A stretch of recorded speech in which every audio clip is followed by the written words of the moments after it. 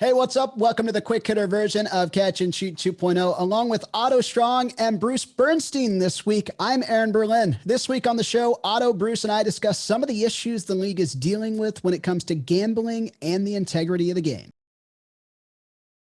Bruce, you had an interesting nugget in our notes today. And for people who don't know, Bruce and our producer, Daniel Kramer, do a great job of giving Otto and I potential topics to kind of run through before games or before shows. And they really do a lot of the legwork that helps make this show happen each and every day. But Bruce, you had an interesting nugget on just kind of like maybe some of the issues that the NBA is going to have to deal with as sports betting and as gambling as a whole starts to take on more of a presence, whether it's in arena, whether it's at sports books in Vegas. And I just wanted to maybe put this on the table of what you guys thought about this issue a little bit.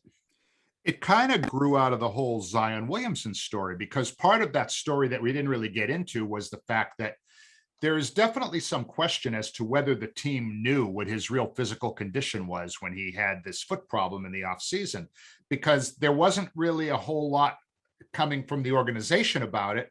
So people are wondering, gee, did Zion and Zion's camp, did they have the team fully informed about what his physical condition was? And that led me to think, well, okay, if that's the sort of thing that can happen with the Pelicans or any other team for that matter, now that the league is involved in gambling, with people like regular fans like us and, some of the folks that just follow the sport, where they're actually putting their money down on the team, they have to have a pretty extensive amount of disclosure when it comes to injuries, when it comes to who's going to be load managing coming up. Because if you're going to bet on a game and you're betting on a Laker game and it's a LeBron James load management night, I mean, that stuff has got to be out there for people to know about. Otherwise, there's going to be just this whole sort of cloud, I think, over the sport, because gambling has always kind of been the third rail when players or managers or, the Pete Roses of the world, or go back 50 years, Paul Hornung of the Packers was suspended for a season for gambling. So if gambling is now going to be, every team is on the gambling train now, right? So if this sport is going to maintain its sense of being legitimate and above board and whatever, there's got to be a lot of more like disclosure of anything that could affect not even who's going to win or lose, the point spread, right? Because that's what people are betting on. So I think there's a can of worms that really hasn't been cracked open yet, but I think it's something that we can probably look in our windshield and see some of these things possibly in the horizon. I mean, what do you guys think? I think you got a six-pack of can of worms, to be honest with you, because I mean, for starters, sports gambling is illegal in Texas. So 3 franchises, boom, you're out. Mavericks, Rockets, Spurs. That's in terms of in arena, that's a non-starter right there. And we could debate whether that's I mean, that's Texas state law. I'm not going to wade into that one, but just put that to the side. The other issue you raised, I mean, there is the issue of what players who are associated with the game may do, but that's to me separate from what John Jane Q fan may or may not do. Well, what I mean by that is load management has been a thing for a while. I don't think that gambling is going to be the thing that undoes load management. Or another way to say it is buyer beware. Like, this is the way the league operates. And sometimes, so you kind of know, I mean, Bruce, and Aaron, you guys know that, if you see a back-to-back, especially when they're 2 road games, you figure, okay, stars are, if their stars are over the age of 30, they're probably going to go off one of the two. But a lot of fans, the excitement of it all may not, if their team's on a little string, they may not do all of the research that is required to be done in order to make a smart play, shall we say. So like I as always, put down the money that you can afford to lose, not the money that you need to eat. So that's a whole other issue. But I don't think that the league, right, at least right now, I don't think the league or teams owe anything to gamblers with respect to whether he is or is not going to play, because gambling has been around for a while. Yeah. It's new in terms of the way that teams can interact with it and the way that fans can interact with it. But gambling, it's in and of itself has been around obviously a long time. So yes, but the difference being, it used to be that gambling was you called your bookie and your bookie took your bet, and your bookie didn't have any connection to the franchise. The franchise wasn't in business with the bookie. Okay.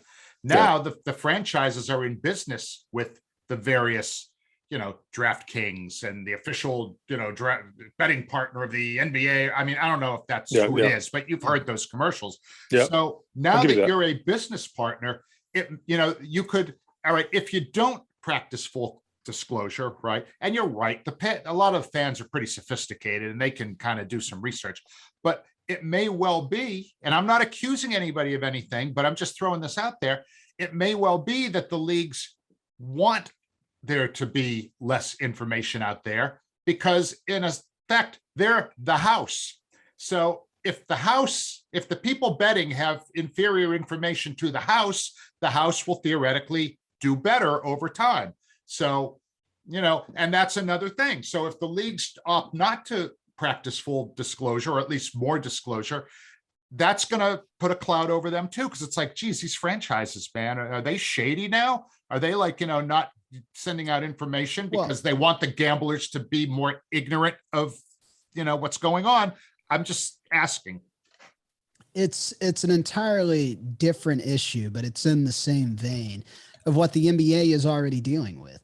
I mean, when you look at a lot of these rosters right now across the NBA, and for the last few years, you can make an argument that most teams have not been playing to win basketball games anyway, right? So if you're dealing with an issue where you already have a competitive problem, and now you're dealing with an issue where a franchise one is trying to, manipulate their roster in a way that may or may not come out with their team losing by 6 or 8 points, right? Like we've seen that happen before, but they are kind of dealing with a similar issue in the same vein of their competitive problems. But Bruce, I will say this, and Otto, I will say this: the league has done a much better job over the last, 4 or 5 years, really just trying to be transparent with the NBA fan when stars are not going to play, when they are going to play, because they know that load management is a real thing and it's a real problem. But to both your points, you guys are very right. This is an issue the NBA is going to have to deal with over the course of the next few years, especially because we're not far off from a lot of these franchises having gambling available in arena. And that's when it becomes a big problem.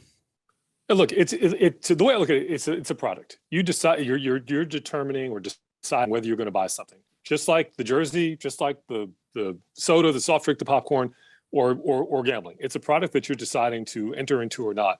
And if you don't think that there's value there, or you think you're getting hosed, like, would you buy a $22 soda?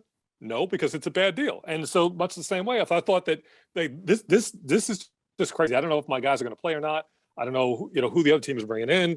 I see guys coming out in street clothes. I'm like, oh, I'm already out before the game starts. Like, so, to me, it's a product issue, and the truth will come out in whether people want to put their money down on those teams, and that'll determine whether it's ultimately successful or not. We'll just keep our eye on Twitter and see when and if the fans start picking up on any of this, or if they don't. It may well be that everything's hunky-dory and I'm just being an alarmist and, should just shut my face. But social media always tells us, these things. If you'd like to hear more of our thoughts, check out the full version of Catch and Shoot 2.0 from Pure Hoops Media. You can also see the video version of the Catch and Shoot Quick Hitter on the Pure Hoops Media YouTube channel.